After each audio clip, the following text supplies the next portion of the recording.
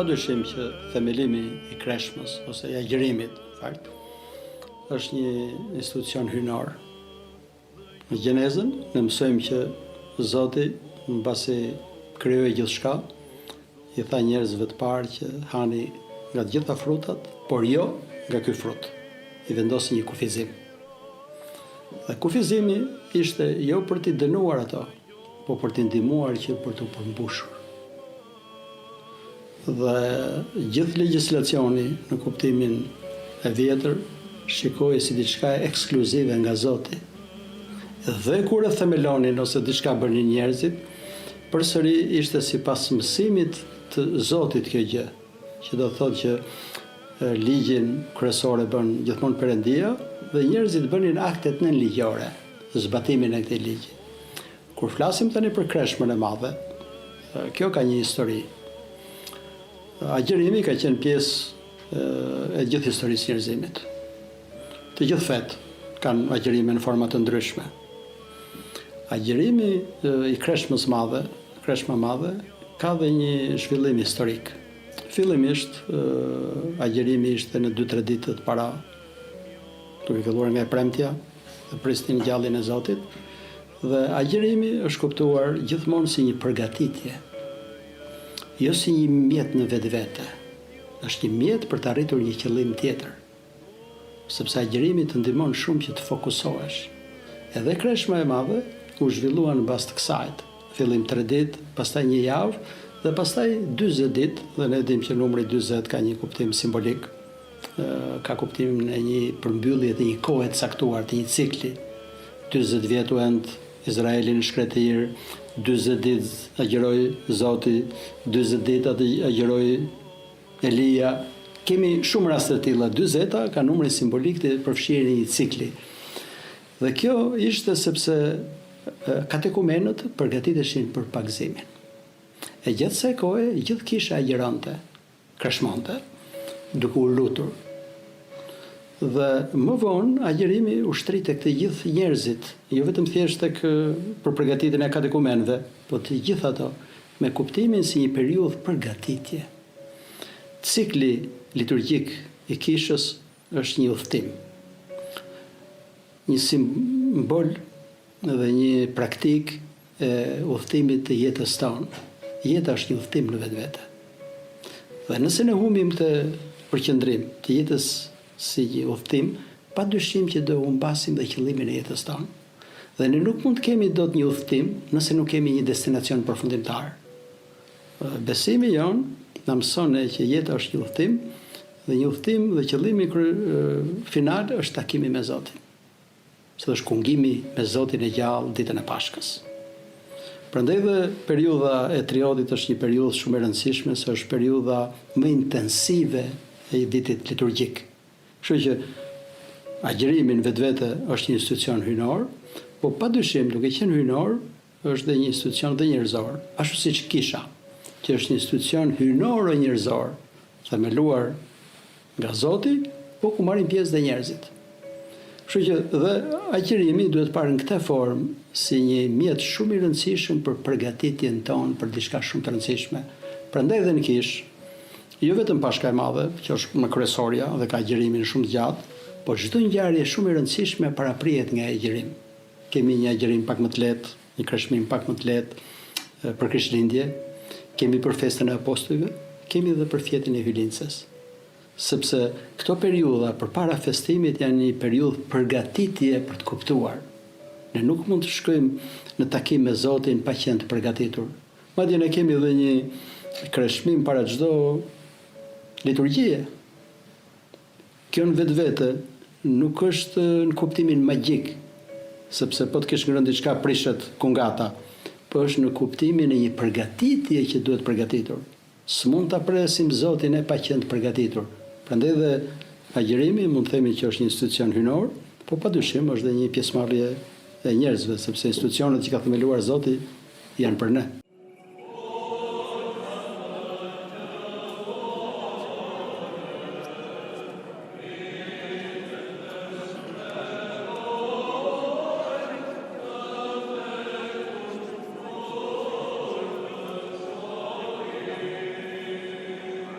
Siç thamë dhe më parë që kreshma është një periudhë përgatitje. Dhe përgatitja nuk është vetëm thjesht përgatitja nga ushqimi, sepse duhet jemi edhe shumë të kujdesshëm kur themi për kreshmën. Padyshim që dhe mënyra se si e shikon Kisha Ortodokse personin njerëzor është shumë e rëndësishëm. E shikon si një trup edhe shpirt së bashku.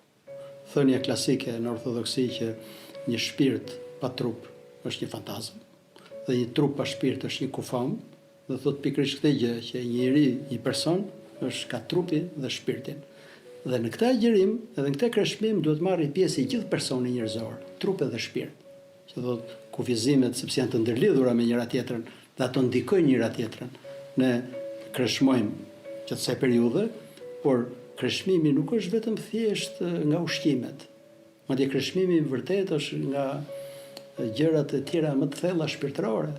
Gjithë thetrit e kishës kanë porositur, dhe kisha porosit vazhdimisht, që nuk mjafton vetëm të kreshmojmë nga ushqimi, por duhet të kreshmojmë nga gjërat e tjera, duhet të kreshmojmë se të është nga mëkati, syt nuk duhet shohin gjëra që s'duhet të shohin, veshët nuk duhet të dëgjojnë gjëra që s'duhen dëgjuar, është gjithë personi njerëzor që merr pjesë në këtë gjë.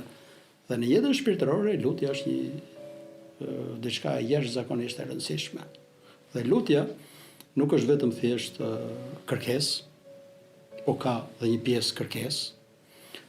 Lutja mund të jetë një falënderim, lutja ka elementet e pendimit, kur ne kërkojmë Zotit që të jetë zemërdhëmshur kashi mëkateve tona.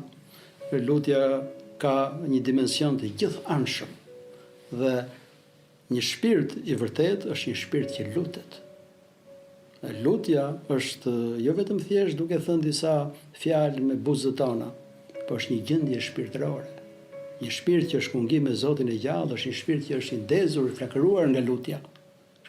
Lutja është një element shumë i rëndësishëm gjatë kreshmës. Prandaj dhe gjatë kreshmës gjithë shërbesat janë pak më të gjata. Pasdarka është më e gjatë, gjithçka tjetër është më e gjatë, dhe nëse nuk shoqërohet kreshma me lutje, atëherë mund të krijojë probleme. Atëherë mund të krijojë probleme, njerëzit mund nervozohen, nuk mund të jenë të përqendruar, nuk mund të jenë, por nëse shoqërohet me lutje, padyshim që vjen një lloj ndriçimi më i thellë shpirtëror. Kreshmimi e ndihmon njeriu shumë, sepse është një periudhë meditimi dhe është një periudhë për të parë realisht se kush jemi ne. Gjithmonë ndodh, njerëzit shpeshherë krijojnë një pseudo vete.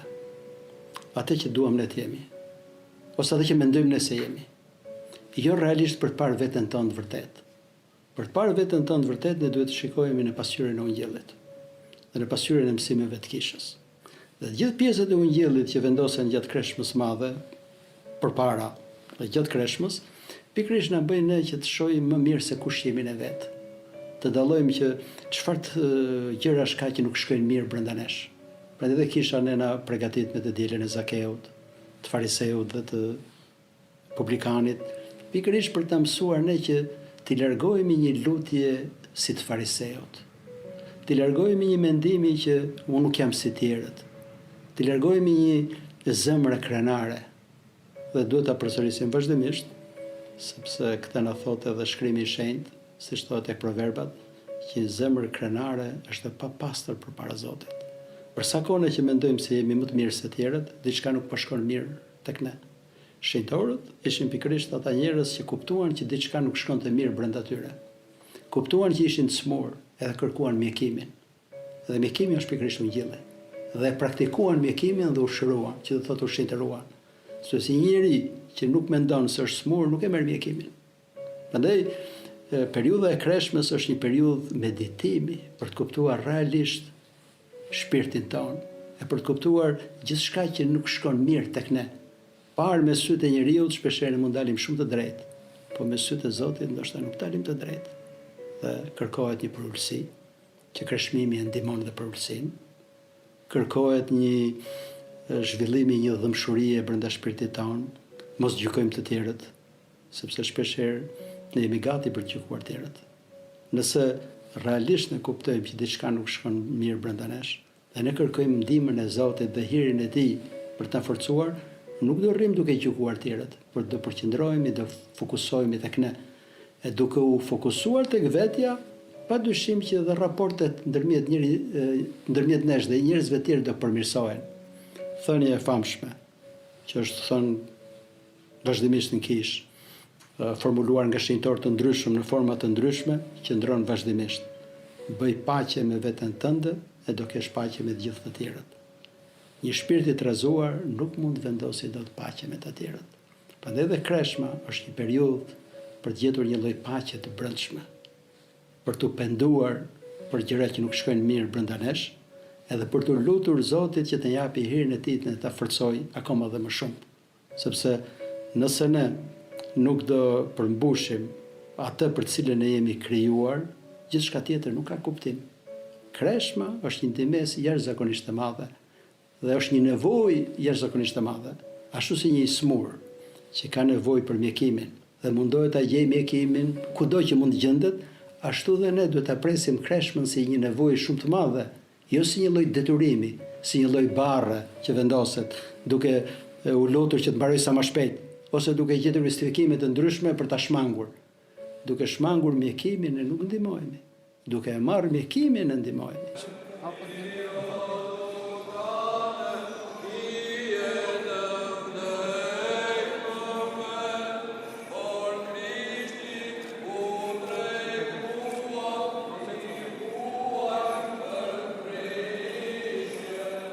Unë mendoj, dhe kur them unë mendoj, është kisha që mendon, ose eksperienca shekullore e kishës, që është e kundërta. Kur han më tepër se duhet, ndoshta nuk lutesh dot. Është e pamundur të lutesh mbasi të hash 2-3 përzolla, të pish dhe 1 litër verë dhe të lutesh më. Kreshmimi e lehtëson mendjen e njeriu, e ndriçon akoma më shumë. E bën atë që të jetë më i përqendrueshëm në lutje. Po padyshim lutja nuk është aq e lehtë. Kërkon një praktikë shumë të madhe. Shpeshherë ju them njerëzve, i kam thënë vetes, që për të parë realisht gjendjen tonë shpirtërore. Edhe sikur të thuash lutjen aty ynë, ju them unë. Provoje ta thuash lutjen aty ynë, duke e pasur mendjen në çdo fjalë. Nuk është e lehtë, nuk bëhet. Mendja prapë fluturon. Nga 2 arsye. E para, sepse ne nuk jemi praktikuar me lutjen. Dhe e dyta është që i ligu nuk do që ne të lutemi. Gjithmonë do mundohet që të shpërqendroj. Kreshmimi ndihmon në këtë gjë. Një trup që është më i dobësuar, është më i prirur drejt lutjes. Dhe mendja e tij është më e qetë, më e ndritshme, nuk është e çoroditur. Por të gjitha këto kombinojnë me njëra tjetrën. Nuk janë si 2 sektorë të veçantë. Këto duhet shoqërojnë gjithmonë njëra tjetrën. Lutja shoqërohet me kreshmimin, kreshmimi shoqërohet me lutjen, dhe këto të dyja shoqërohen me veprat mira që bëjmë ne, ndihmesa për njerëzit që kanë nevojë, dhëmshuria për të tjerët. Të gjithë virtutet janë të lidhura me njëra tjetrën, nuk janë si sektorë të ndarë, sepse shpesh njerëzit i shikojnë si të ndara. Për shembull, sikur lutja është diçka tjetër, kreshmimi diçka tjetër. Këto ndihmojnë njëra tjetrën dhe formohet një lloj ritmi që quhet një ritëm i dyfisht. Lutja ndihmon kreshmimin dhe kreshmimi ndihmon lutjen. Madje nga studimet që janë bërë më përpara, njerëzit që banin kreshmimin, po për arsye të ndryshme, ishin punë, nuk ishin shumë kohë për të qenë në shërbesat, bëheshin nervoz. Humbisnin përqendrimin. Ndodhte e kundërta. Një kreshmim pa lutje bëhet që nuk përqendrohen. Dhe ndoshta kjo përshtypje është krijuar nga njerëzit që kreshmojnë dhe luten shumë pak dhe i duket sikur nuk fokusohen. Nuk fokusohen jo sepse lutja dëmton këtë ose kreshma dëmton lutjen, po sepse nuk jemi praktikuar me lutjen. Një kreshmim i vërtet duhet të shoqërohet gjithmonë me lutje. Dhe lutja duhet të jetë një lutje që bëron nga zemra. Jo vetëm thjesht duke cituar ose duke përsëritur fjalë që shpeshherë nuk përqendrohemi. Padyshim që ne duhet të bëjmë atë që ne ka mësuar kisha, se do thotë shërbesat. Gjithë lutjet që janë për shërbesa duhet i bëjmë, po duhet të shoqërohet vazhdimisht. Madje Shën Pavli shkruan që duhet lutemi pa pushim, që do thotë gjithë gjendja shpirtërore e njeriu duhet të jetë një lloj statusi i lutjes. Është një gjendje shpirtërore, por eksperienca e gjatë e kishës dhe e gjithë praktikës shpirtërore në kishën tonë tregon që kreshmimi e ndihmon lutjen dhe jep lutjes një fuqi shumë të madhe, sepse mendja fillon dhe drejtohet. Ato fjalë që shpeshherë mund të jenë dukur pa kuptim, fillojnë dhe marrin një kuptim shumë të madh. Sepse duke u ndriçuar, ato na mësojnë. Nëse do i lexojmë psalmet me kujdes, do fillojmë të kuptojmë që ato flasin dhe për jetën tonë personale, për gjendjet tona të ndryshme që janë ato. Dhe atëherë fillojmë dhe i kuptojmë këtë lutje. Dhe atëherë fillon një lutje me zemër, një lutje serioze dhe e përqendruar tek Perëndia. Kjo lloj gjëje na ndihmon dhe na forcon. Lutja ndihmon fuqinë për kreshmimin dhe kreshmimi jep një fuqi akoma më të madhe dhe përqendrim lutjes.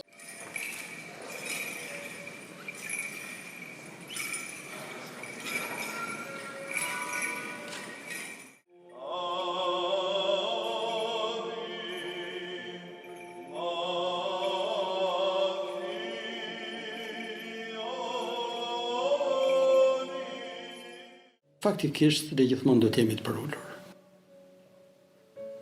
Sepse kreshmimi duhet kuptuar si një lloj mjekimi. Ne shpeshherë nuk i tregojmë gjithë sa mjekim marrim, sa ilaçe. Madje ka njerëz që vjezor të thonë këto gjëra. Nëse ajo shikohet si lloj mburrje, kjo është një rrezik shumë i madh. Prandaj dhe nuk duhet të treguar shumë gjëra. Por nëse ne kemi shumë njerëz rrotull si një pjesë e dëshmisë që ne e mbajmë kreshmën, padyshim që do e mbajmë, sepse mund të skandalizohen disa tjerë nëse nuk mbahet. Por mburrja me këtë gjë nuk na ndihmon. Madje mburrja tregon që ne se kemi kuptuar se çfarë është kreshma. Sepse si shkruan Shën Pavli në letrën që lexohet edhe sot në Kish, që duke ngrënë nuk fitojmë në gjë tjetër, nuk bëhemi më të mirë, e duke mos ngrënë nuk bëhemi më të këqij. Kjo është një mjet dhe ky mjet është për të arritur qëllimin kryesor. Që qëllimi kryesor është që ne jemi të përunjur dhe të jemi zemërdhëmshur. Sepse për çfarë arsye njeriu do t'i tregojë diçka tjetrit? Shpeshherë për të mburrur. Që sa i mirë është ky. Fariseu po mburrej me këtë gjë. Madje u mburr Perëndis, që nuk jam si këta tjerët, agjeroj 2 herë në javë dhe gjithë gjërat e tjera. Shpeshherë ne nuk duhet të tregojmë shumë gjëra që bëjmë vetë, se dikush mund të bëjë një kreshmim, ndoshta ka nevojë për një kreshmim shumë më të fortë. Dhe ndoshta mund të skandalizojë një vëlla tjetër që është më i dobët. Që do një lloj urtësie dhe mençurie për të tilla gjëra. Mburrja ne do na dëmtojë, sepse qëllimi i vërtetë i kreshmës së këtyre është për të fituar për urtësinë. Edhe nëse ne kreshmojmë, nuk ka ne diçka për të mburrur. Ne po kurohemi sepse jemi të smur. Nëse do shikojmë këtë formë, padyshim që nuk do gjejmë gjëra për të mburrur. Por njerëzit që shikojnë kreshmimin vetëm nga ana legalistike, si një lloj ligji, rregulli, pa kuptuar që kjo është për shërimin ton, nuk e shikojnë si një mjet për të arritur një qëllim akoma më të madh, ndoshta shpesh fillojnë mburren. Dhe mburrja shkatërron gjithçka tjetër. Njëri që fillon mburret, do thotë njëri që nuk ka kuptuar asnjë diçka. Sepse si mund të mburret njëri që është shumë i smur? Të mburret që pse jam i smur? Gjithmonë duhet të kuptojmë që të gjitha këto dhe këtë dua që ta përsëris, janë mjete për të arritur një qëllim akoma më të lartë. Nëse ne ndalemi tek mjeti, nuk e kemi kuptuar atë gjë. Kreshmimi është diçka e vendosur nga Kisha dhe çdo i krishter ortodoks është i detyruar për ta zbatuar atë gjë. Po jo për të mburrur përpara të tjerëve. Dhe vetë Zoti nuk ngjill, ne jep porosin akoma më të qartë. Në thot kur agjironi, thot mos bëni si farisejtët, që tregonin si të pikulluar, për treguar që si sa shumë janë dobësuar duke kreshmuar, por fytyra juaj të jetë e gëzuar. Për të kreshmimi nuk është një hidhërim. Kreshmimi është një gëzim, le ta presim me gëzim kreshmën, thon troparët e Kishës. Mburrja dhe mendjemadhësia janë ato që e shkatërrojnë jetën shpirtërore. Prandaj që duhet kemi një kujdes shumë të madh. Por padyshim që shpeshherë duke mbajtur kreshmën, ne tregojmë edhe për kushtimin ton, ka shi psimeve të Kishës, dhe zbatimit të këtij mësimi në jetën tonë përditshme.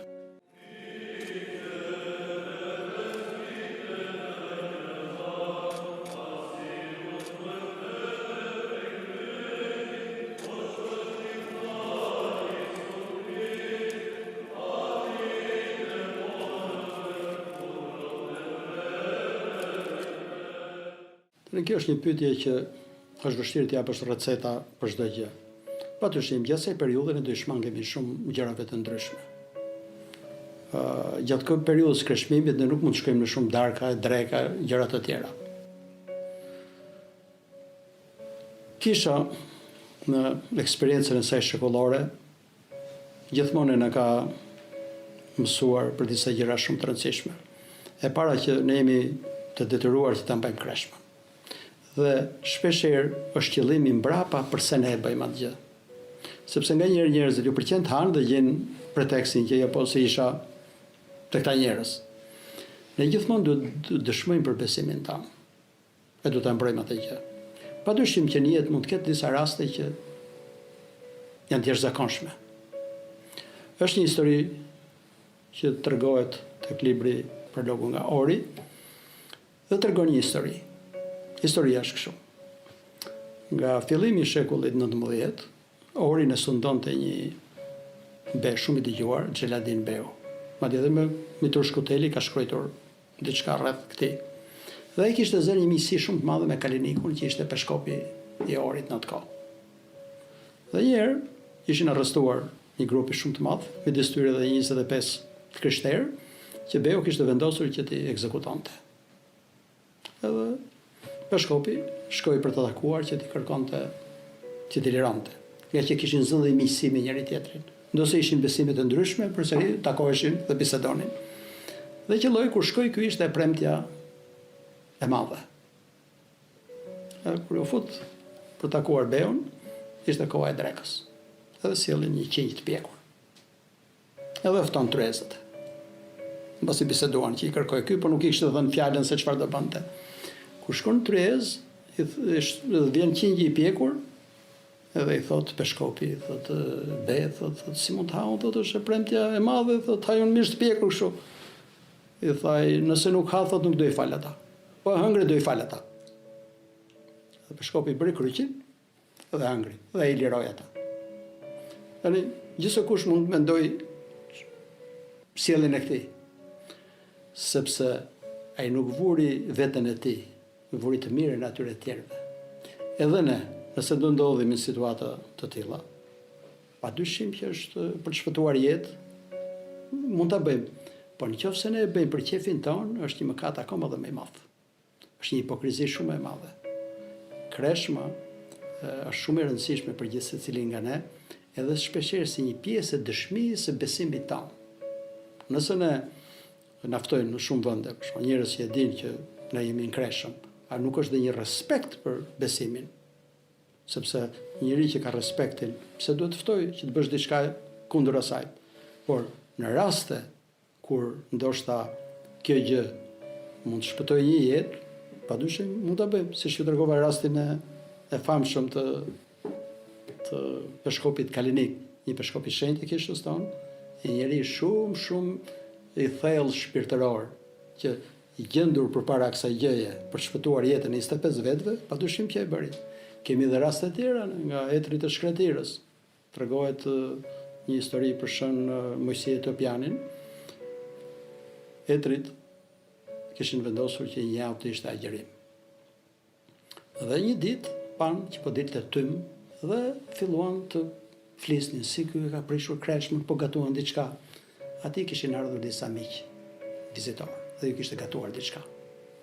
Atë dielën në mesh kishin përfunduar kreshmimin një javor, mbasi mbaroi meshën igumeni dhe erdhën të gjithë për ta takuar.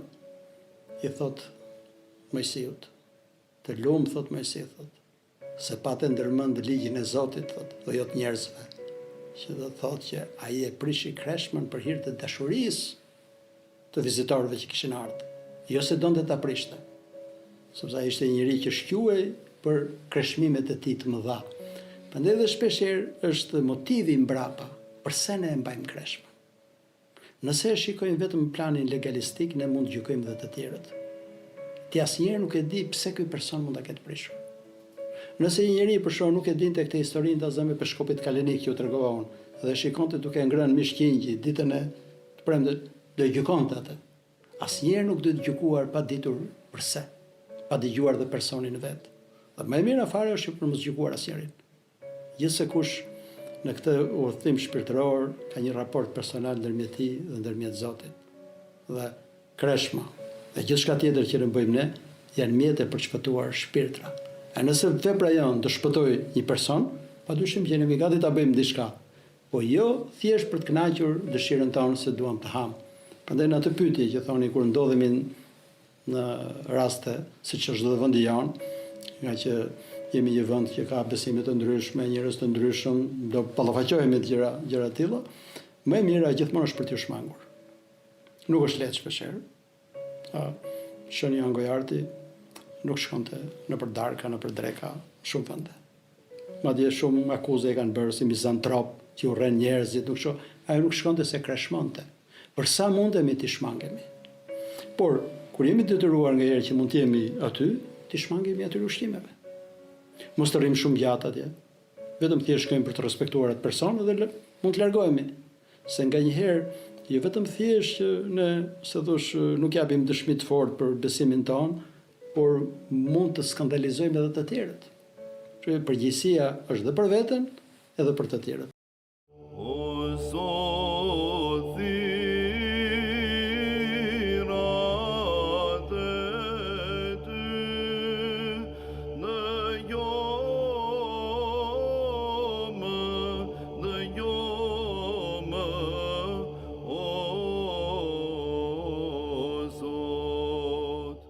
Përgjigjja e kësaj pyetje lidhet me atë që kemi folur deri tani, që për të kuptuar qëllimin e kreshmimit.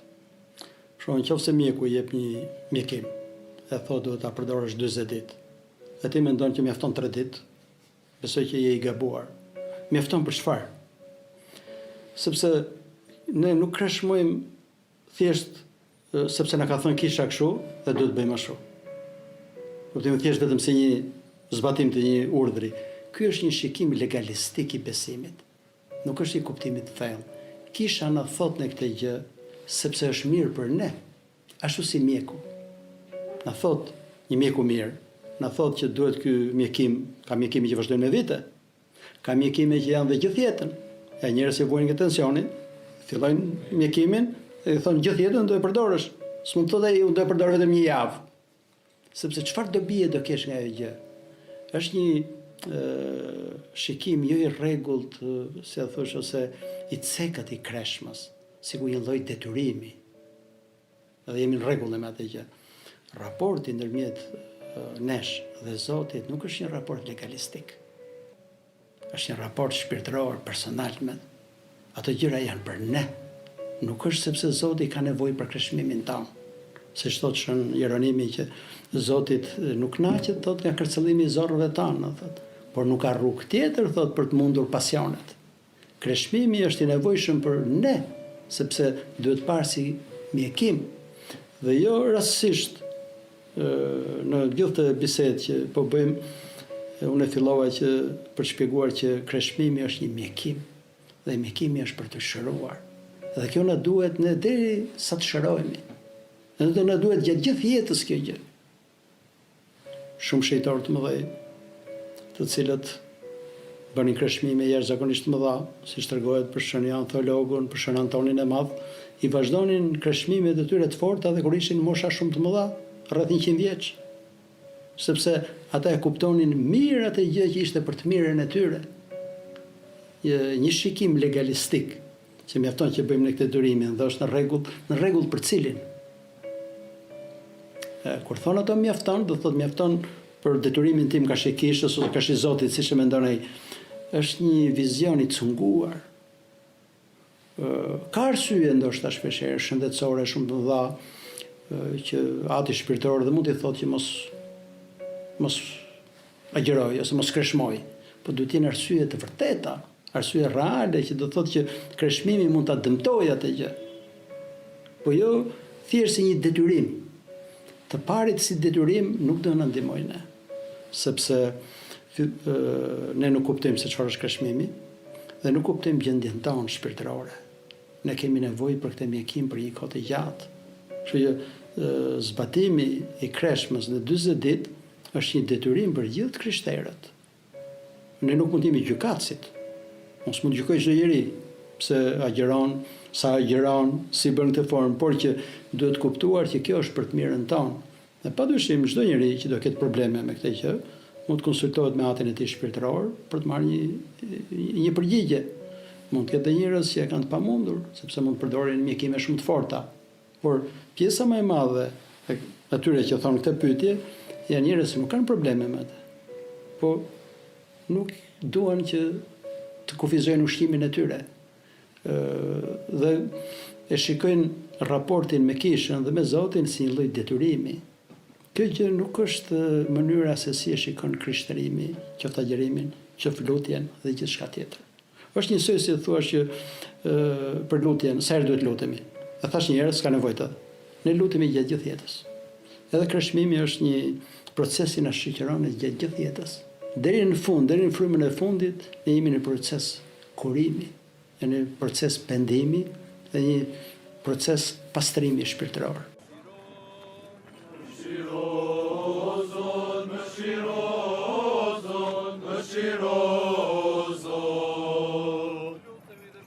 Kreshmimi, dhe me fjalën kreshmim, do të kuptojmë që është gjithë periudha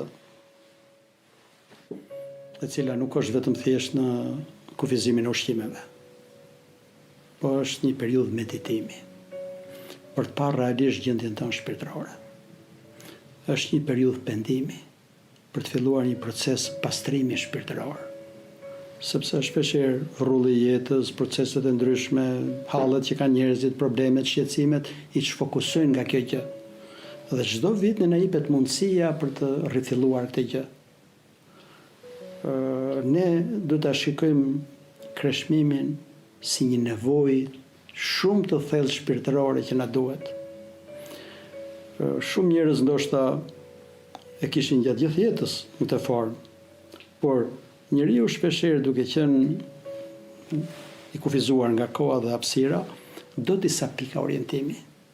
Dhe në këtë është ngritur dhe gjithë viti liturgjik. Dhe çdo vit ne na jepet një mundësi gjatë për t'i afruar kreshmën.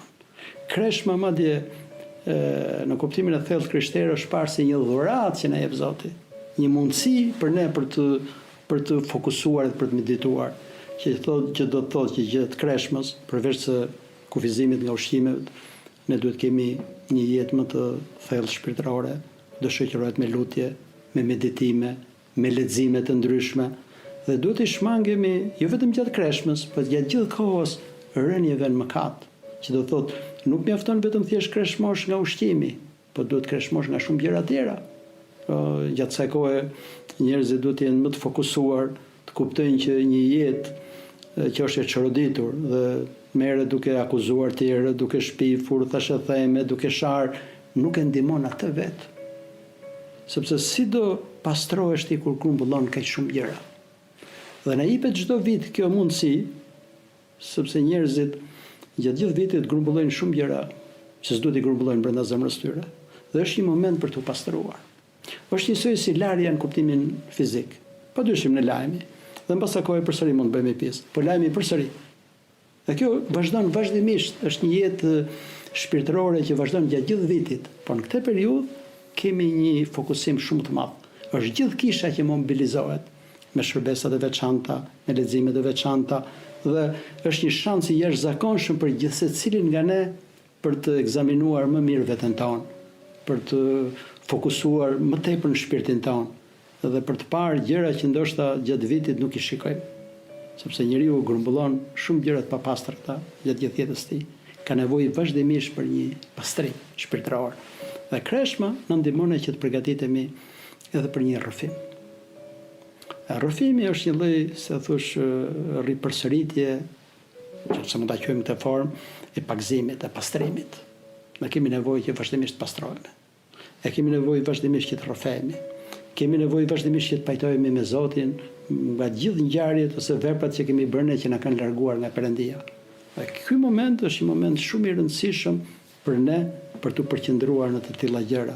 Prandaj dhe shenjtorët e mëdhej dhe kisha e ka parë Kreshmën si një dhuratë jashtëzakonisht madhe. Dhe zakonisht njerëzit ku marrin një dhuratë gëzohen. Dhe ne kur afron Kreshma, nuk do të na kapi trishtimi që nuk do ham një periudhë të kufizohemi, por do të na kapi gëzimi që kemi përsëri shansin për të thelluar akoma më shumë jetën tonë shpirtërore.